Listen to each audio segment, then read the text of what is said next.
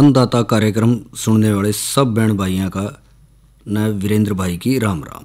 किसान भाइयों, आज के इस कार्यक्रम में हम करेंगे शुरुआत इस मास के कृषि कार्यों से कि इस महीने में जो है किसान भाई फसलों में, सब्जियों में, फलों में यानी कि बागों में या फिर पशुधन की देखरेख जो है किस तरह कर सके हैं महीने भर, उसका लेखा जोखा जो है कार्यक्रम के साथ ही वो महीने भर का लेखा जोखा अपना तैयार कर लें, जिससे आगे चल के उन्हें कोई दिक्कत ना हो और समय पर काम पूरा हो सके। तो इस मास के कृषि कार्यों के साथ साथ करवाएंगे मनोरंजन और इसके अलावा खेती बाड़ी से लगते और दूसरे समसामयिक विषयों के ऊपर भी करेंगे चर्चा। पर इन सब से पहला आओ करें चर्चा इस मास के कृषि कार्यों में कि फसलों में जो है हम किन किन बातों का ध्यान रख सकें। और सबसे पहले बात करेंगे गेहूं फसल की, जो कि अहम फसल है रबी मौसम की और किसान भाइयों के खेतों में जो है वह अपनी अच्छी बढ़वार कर रही है। और इसके साथ साथ जिन्होंने समय पर बिजाई कर ली थी उनकी तो अच्छे से बढ़वार कर रही है, पर इसके साथ साथ हो सके किसी कारण से जो है कहीं कहीं जो कुछ बुआरा रह रहा हो या गेहूं की बिजाई रह रही हो तो वो जो है इस महीने के पहले पखवाड़े में ज़रूर पूरी कर लें, ज़्यादा पछेत ना करें। और समय की बिजाई के लिए जो किसान भाइयों ने बो रखी है, मिसाल के तौर पर लें जिस तरह WH 1124 है, राज 3765 है, WH 1021 है, DBW 90 HD 3059 जो है वो बो रखी हैं, वो अपनी बढ़वार कर रही हैं। तो ऐसे में प्रति किले के हिसाब से 60 किलोग्राम बीज के साथ उन्होंने बिजाई करी है और पछेते में भी थोड़ा सा बीज जो है उसमें पूरा कर लें। और इसके साथ साथ जो देखा जा रहा है कि पहली सिंचाई का समय आ रहा है। वैसे तो मौसम में उतार चढ़ाव आ रहा है कि जिन किसान भाइयों की फसल बढ़वार कर रही है तो उसमें हो सके कई इलाकों में अच्छी बरसात हुई तो वो पहली पानी की कसर जो है वो पूरी होगी या पहले कोर का पानी वहाँ आ गया। पर कुछ किसान भाइयों ने पहले कोर का पानी जो लगा दिया था और उन खेतों में जो इस बरसात होने के बाद पानी खड़ा है तो उसको निकालने का प्रबंध करें, जिससे कि खेत के अंदर पानी ज़्यादा देर तक ना खड़े रहे और फसल पर उसका प्रभाव ना पड़े। इसके साथ साथ जो निराई गुड़ाई जो है अलग अलग फसलों में समय के अनुसार करनी पड़ेगी या फिर खरपतवारों की रोकथाम भी करनी पड़ेगी, क्योंकि देखा गया है कि जो भी फसल हम ले रहे हैं, चाहे गेहूं है, जौ है, चना है या सब्जियां ले रहे हैं हम, आलू, पालक, पत्ता गोभी, फूल गोभी, जो भी फसलें हम ले रहे हैं तो मौसमी खरपतवार साथ साथ बढ़वार करें तो उनकी रोकथाम भी करना बहुत ज़्यादा ज़रूरी है, क्योंकि वो सारी खुराक लेंगे और फसलों को जो है बढ़वार का उनको अवसर कम देंगे और खुद आगे बढ़ेंगे। तो उनको रोकना ज़रूरी है जिससे कि खरपतवारों पर समय पर नियंत्रण किया जा सके। कुछ भाइयों ने तो शुरू में ही खास करके मंडूसी या कणकी या जंगली जई के नियंत्रण के लिए जो है खरपतवार नाशियों का बिजाई के साथ ही छिड़काव कर दिया, और जहां किसान भाइयों ने नहीं कराया तो वो जो है अब देखें अब समय है तो उसके अंदर इसकी छिड़काव कर सके हैं। और इसके साथ साथ जो पहले दवाई का छिड़काव कराया था और कहीं असर नहीं हुआ और देख रहे हैं कि मंडूसी वगैरह उसमें जामन लग रही है तो वहाँ पर भी दोबारा उसमें छिड़काव कराया जा सके है। जिस तरह इसके अलावा जंगली मटर, रस्सा, कंडाई, हिरणखुरी ये भी बढ़वार करें हैं तो इनके नियंत्रण के लिए 500 ग्राम प्रति किले के हिसाब से 2-4 डी सोडियम साल्ट 80% या फिर 300 मिलीलीटर प्रति किले के हिसाब से 2-4 डी एस्टर 34.6% का इस्तेमाल कर सके हैं। और इनको जो है इन रसायनों को 250 लीटर पानी में मिलाकर प्रति किले के हिसाब से छिड़काव जरूर करें। एक बात का ध्यान रखें कि फांट ना रहे, मिला कर करें।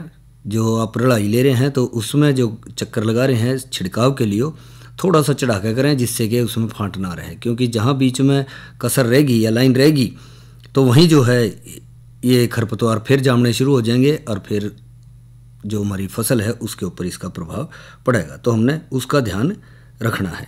इसके अलावा जो ऐसा हम जिक्र कर रहे थे कि गेहूँ की बिजाई जो किसान भाइयों ने नहीं करी तो इस महीने के पहले हफ्ते या फिर पहले 15 दिन के अंदर पहले पखवाड़े में ज़रूर पूरी कर लें। और इसके साथ साथ जो देख रहे हैं कि जहाँ जहाँ धान गेहूँ फसल चक्र वाले इलाकों में 10-15 सालों में देखा गया है कि कुछ दवाइयों का उनके अंदर प्रतिरोधक क्षमता आ जाए, तो ऐसे इलाकों में खासकर आइसोप्रोट्यूरान का इस्तेमाल करा गया है तो वहाँ कणकी में इस खरपतवार नाशक के विरुद्ध जो है प्रतिरोधकता आ गई। तो उसको प्रभावित इलाकों में जो है क्लोडिना फोप या टॉपिक, मुल्ला या पॉइंट, रक्षक प्लस, जय, विजय, टोपल कई नामों से मिल जाए तो इस तरह से तो 15% घुलनशील पाउडर का 160 ग्राम प्रति किले के हिसाब से जो है बिजाई के 30 से 35 दिन के बाद उसके अंदर छिड़काव कर सके हैं। इसके अलावा जहाँ कणकी प्रतिरोधकता वाले इलाकों में मिले जुले यानी चौड़ी और संकरी पत्ती वाले जो खरपतवार हैं तो उनके नियंत्रण के लिए पिनोक्साडेन या एक्सियल के नाम से आ जाए, क्लोडिनाफोप जो टॉपिक, मुल्ला पॉइंट, विजय जैसा हम अभी जिक्र कर रहे थे, अलग अलग नामों से बाज़ार में मिल जाए हैं। तो इनका भी 30 से 35 दिन के बाद कोई भी एक दवाई लेकर उसका छिड़काव किया जा सका है। और इसके साथ साथ ये भी देखा जा है कि गेहूं की 36 किस्में किसान भाई बोस के हैं और उनमें है जिस तरह राज 3765, WH 1124, WH 1021, DBW 90 और HD 3069 की बिजाई जो है वो किसान भाई कर सके हैं। और इस समय उसके साथ साथ जो है 65 kilogram urea, 150 kilogram super phosphate या 50 किलोग्राम DAP या फिर 20 किलोग्राम म्यूरेट ऑफ पोटाश प्रति किले के हिसाब से इस्तेमाल करें। और इसके साथ साथ 10 किलोग्राम प्रति किले के हिसाब से जो है जिंक सल्फेट भी सूखी मिट्टी में मिला के, रेत में मिला के खेत में छिड़काव किया जा सके है। और इसके साथ साथ ये भी देखा गया है कि कई जगह पे जहाँ पे देख रहे हैं खेतों के अंदर ममनी, टुंडू वगैरह का प्रकोप आ जाए, तो इससे बचाव के लिए गेहूं के बीज से ममनी युक्त दाने जो रंग में काले, भूरे, आकार में छोटे और गेहूं के दानों से लगभग 1/4 और अड़के दिखाई देंगे, उनको निकाल कर फिर बिजाई करें, पछेती बिजाई, क्योंकि इन दिनों इनका हो सके कि तेज़ी से बढ़वार करने लगे और उनको निकाल कर फिर इसकी बिजाई करी जा। इसके साथ साथ गेहूं के अलावा कुछ किसान भाई जौ की फसल भी बिजाई करे हैं। तो दिसंबर के महीने में बोई फसल जो है पछेती मानी जाए, जिसमें माल्ट की पैदावार गुणवत्ता में कमी हो जाएगी। तो 1 किलो के लिए 45 किलोग्राम बीज न लेकर बीज को लाइनों में 18 से 20 सेंटीमीटर की दूरी पर पूरा या केरा विधि से बोएं और ज़्यादा पछेत ना करें। गेहूं की तरह पहले पखवाड़े तक जो है पछेती बिजाई के रूप में इसकी बिजाई पूरी कर ले।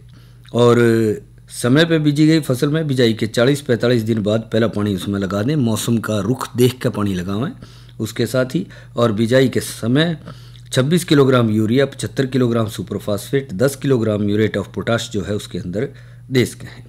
और जौ में जो समय की बिजाई कर रखी है तो पहला पानी लगाने के दौरान नाइट्रोजन की आधी मात्रा यानी 26 किलोग्राम यूरिया जो है उसके अंतर्गत दे सके हैं।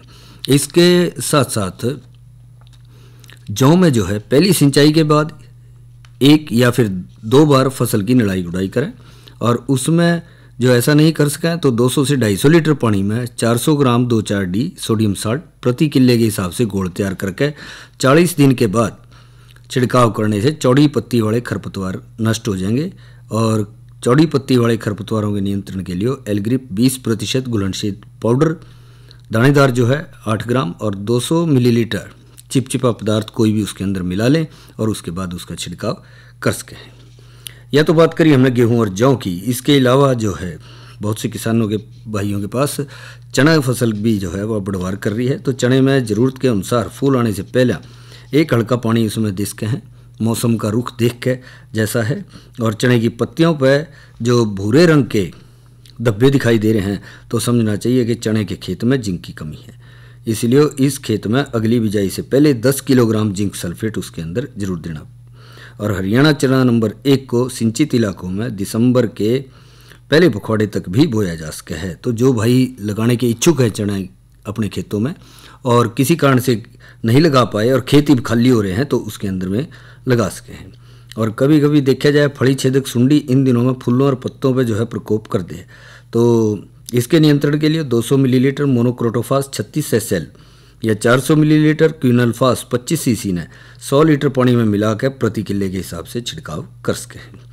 जहाँ तक तिलहनी फसलों का सवाल है इस महीने में देख रेख का, तो उसमें तोड़िया, सरसों, राया है।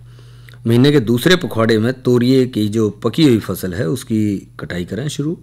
और समय पर बीजी गई सरसों और राय की फसलों को जो है महीने के आखिर में हल्का हल्का पतला सा पानी दे दें जो ज़रूरत महसूस दे रही है। और जो सरसों और राय के निचले पत्तों के किनारों का रंग गुलाबी पड़ जा तो ये जिंक की कमी का लक्षण दिखाई दे रही है।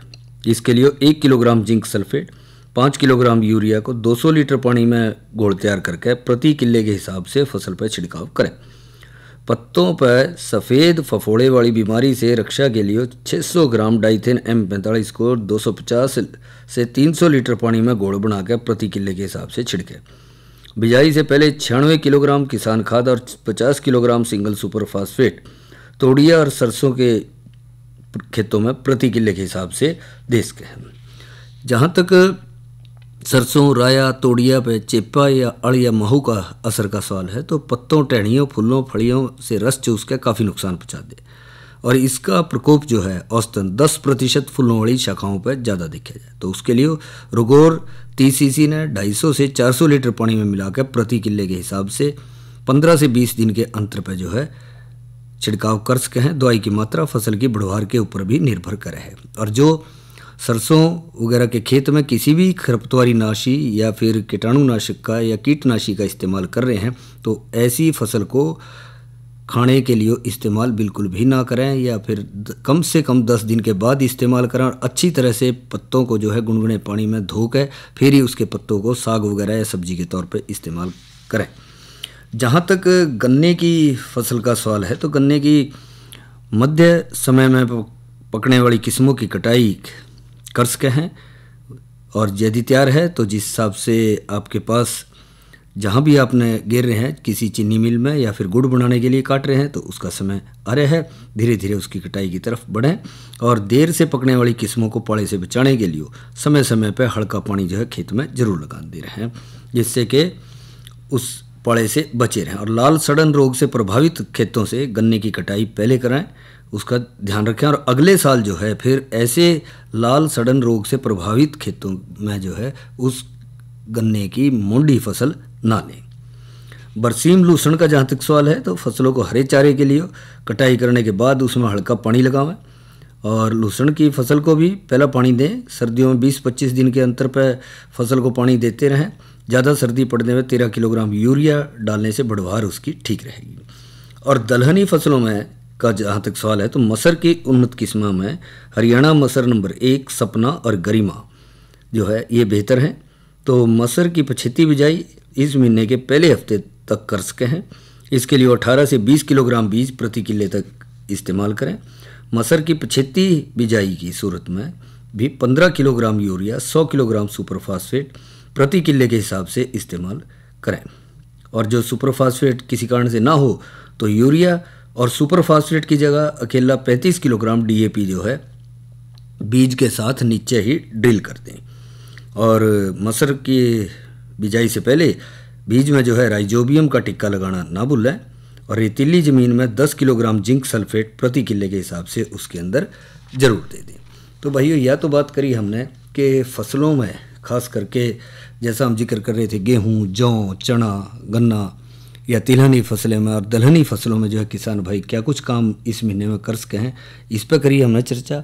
तो आगे सब्जियों में, फलों में या पशुधन की देखरेख में किन किन बातों का ध्यान रखना है, इस पर करेंगे चर्चा। पर उससे पहले करेंगे मनोरंजन। तो आओ सुने ये लोकगीत।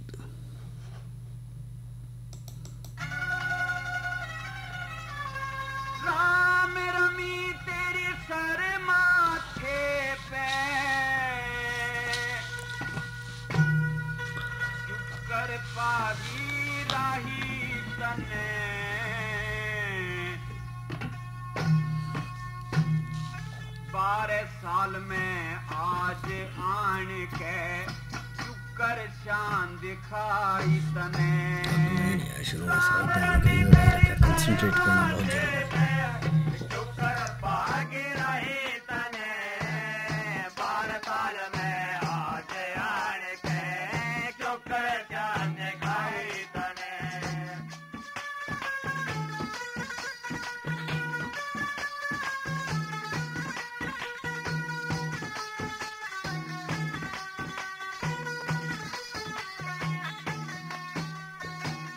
महल दुहागी दिया तने में, नेम धर्म पे डटे गई।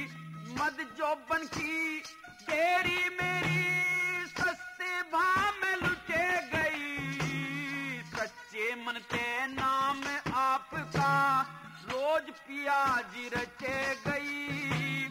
शुभ कर्मों में नीत रही मैं ते बुरे कर्म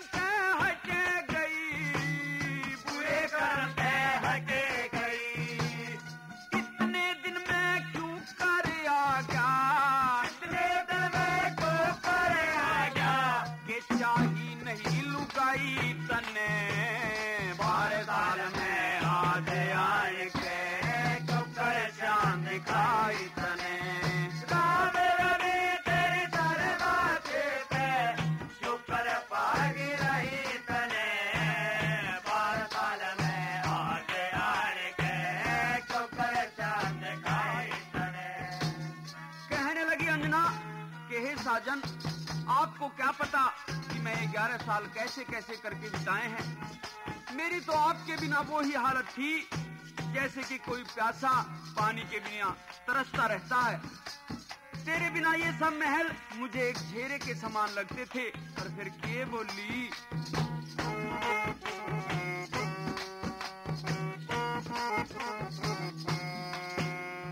हाँ सो मन के ख्याल जिगर में रोज डोलते दिखे थे। माता के लिखे लेख भी गांठ तोलते दिखे थे। बोझ बार कर्मा का जितना वेद खोलते दिखे थे। तेरे बिना इन महला के मन भूत बोलते दिखे थे। भूत बोलते दिखे थे। वीर बिना तन क्यों कर सर गया, वीर बिना तन क्यों कर सर गया। या सारी उम्र बिताई तने 12 साल में आज आन के क्यों कर चांद दिखाई तने।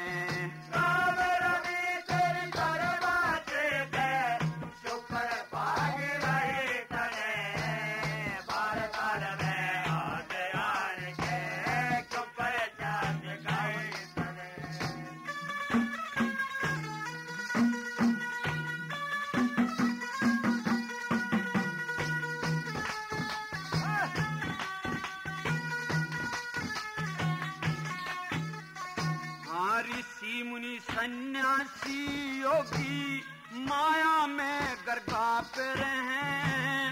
भूत भविष्य और वर्तमान ये तीनों मिलकर ताप हैं। पतिव्रता के बारे में तो कथा महात्मा आप कहें।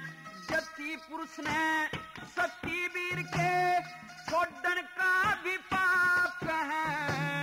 छोड़न का भी पाप है कि कामदेव ने नहीं सताया। कामदेव ने नहीं सताया। चुप कर करी समाई तने 12 साल में आज आन के चुप कर खाई तने।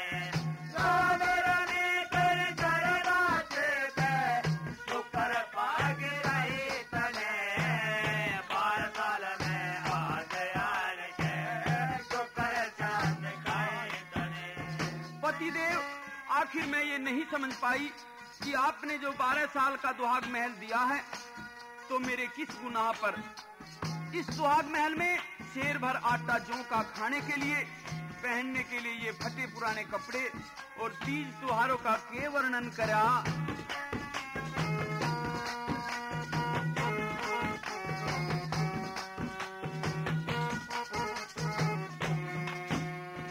हाँ महल दुहागी दिया तने में, वेद तेरा कुछ पाया ना। तीज त्योहार चले गए सुखे, कुछ भी खेल खाया ना। जौ का आटा शेर मिले था और मिली धन माया ना। महल दुहागी के दौरे तू जाट मेहर सिंह आया ना। जाट मेहर सिंह आया ना।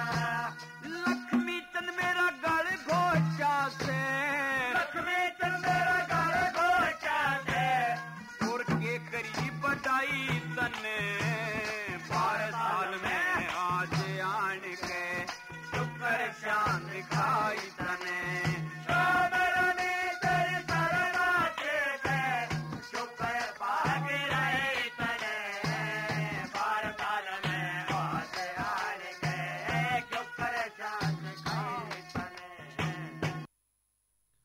और भाइयों अब करेंगे चर्चा मौसम की जानकारी पे। आज अधिकतम तापमान रहा 24 डिग्री सेल्सियस, न्यूनतम रहा 10 डिग्री सेल्सियस और हवा में नमी की मात्रा रही 66%। कल जो है अधिकतम तापमान 25 डिग्री सेल्सियस और न्यूनतम 10 डिग्री सेल्सियस रहने की संभावना है। तो जहाँ तक कल के कृषि कार्यक्रम का सवाल है भाइयों, कल चर्चा का विषय रहेगा पशु किसान क्रेडिट कार्ड योजना पे। नई उमंग नई फसल के तहत जो है चर्चा का विषय रहेगा जीरा की काश्त पे, और जानकारी देंगे मोटे अनाज का दैनिक आहार में महत्व पे। और भाइयों करेंगे चर्चा इस मास के कृषि कार्यों पर इस संदेश के बाद।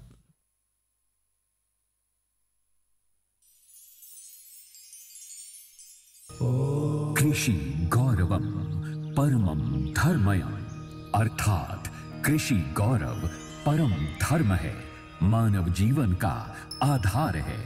भारत निरंतर विकास के रथ पर और प्रगति के पथ पर आगे बढ़ रहा है, आत्मनिर्भर बन रहा है।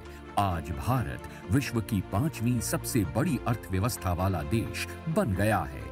पिछले 9 वर्षों में देश अपने यशस्वी और दूरदर्शी प्रधानमंत्री श्री नरेंद्र मोदी के मार्गदर्शन में नई ऊंचाइयां छू रहा है। कृषि क्षेत्र में अनेक उपलब्धियां हासिल की गई हैं, जिसमें लागत कम कर उत्पादन बढ़ाना, उच्च मूल्य वाली फसलों को प्राथमिकता देना, किसानों का जोखिम कम करना और किसानों की आय में वृद्धि करना शामिल है। कृषि के महत्व को समझते हुए और किसानों के प्रति अपने संकल्प को सिद्धि तक पहुंचाने के लिए माननीय प्रधानमंत्री श्री नरेंद्र मोदी ने 24 फरवरी सन 2019 को किसानों के लिए पीएम किसान योजना की शुरुआत की। नई उम्मीद, विश्वास और विकास का नया सूर्योदय हुआ। इस महत्वाकांक्षी योजना ने करोड़ों किसानों को आर्थिक रूप से स्वावलंबी बनाया है। बीते 9 वर्षों में जो नीतियां बदली हैं, निर्णय लिए गए हैं, उनसे क्या बदलाव आया है, ये आप अनुभव कर रहे हैं। आज देखिए, करोड़ों छोटे किसानों को पीएम किसान सम्मान निधि मिल रही है और कोई बिचौलिया नहीं, कोई फर्जी लाभार्थी नहीं। बीते 4 वर्षों में इस योजना के तहत 2.5 लाख करोड़ रुपए सीधे किसानों के बैंक खातों में भेजे गए। बीते वर्षों में इस योजना द्वारा 3 करोड़ से अधिक महिला लाभार्थियों को 57,628 करोड़ रुपए से अधिक का लाभ मिला है। साल दर साल इस योजना से नए किसान जुड़े हैं और लाभान्वित हुए हैं। पीएम किसान योजना में सभी भूजोतधारी किसान परिवारों को 2,000 रुपए की 3 समान किश्तों के माध्यम से कुल 6,000 रुपए सालाना दिए जाते हैं। किसान सम्मान निधि से हमें काफी फायदा हुआ है, क्योंकि हमें समय पे हमने अपने खेतों की जोताई वगैरह करी, हल वगैरह करे, फसल वगैरह बीज वगैरह बोए हमने, इससे हमें काफी फायदा हुआ। इस योजना को पारदर्शी बनाने और आधुनिक तकनीक से जोड़ते हुए समय समय पर इसमें कई बदलाव किए गए हैं। लाभार्थियों को आधार से जोड़ा गया।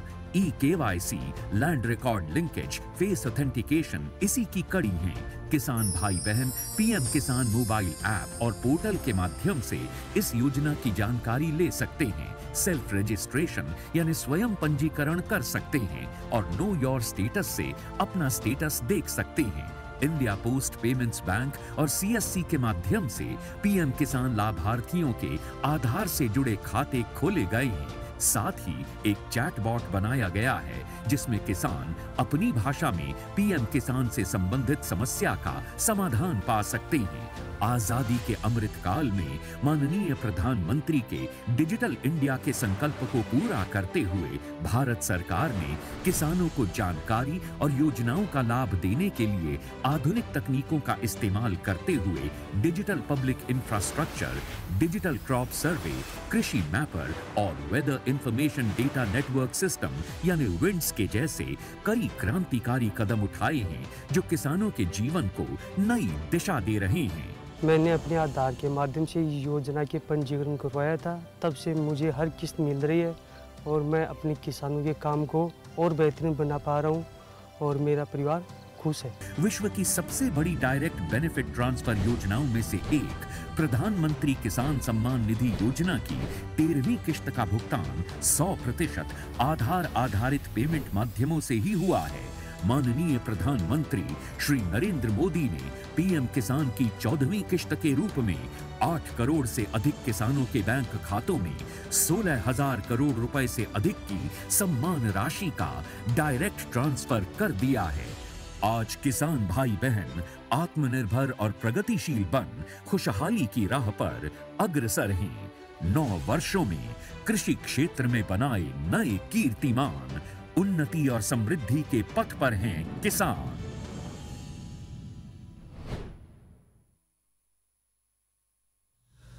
और भाइयों, अब करेंगे चर्चा इस मास के कृषि कार्यों में सब्जियों में क्या करें। तो सब्जियों में जहां तक टमाटर, बैंगन, मिर्च फसल का सवाल है, तो इसमें मौसम का अनुसार हल्की सिंचाई इस महीने में करें जो ज़रूरत पड़े। इसके अलावा जो फसल तैयार है, जिनके फल तैयार हैं, उनको तोड़ के जो है बाज़ार में पहुंचावें।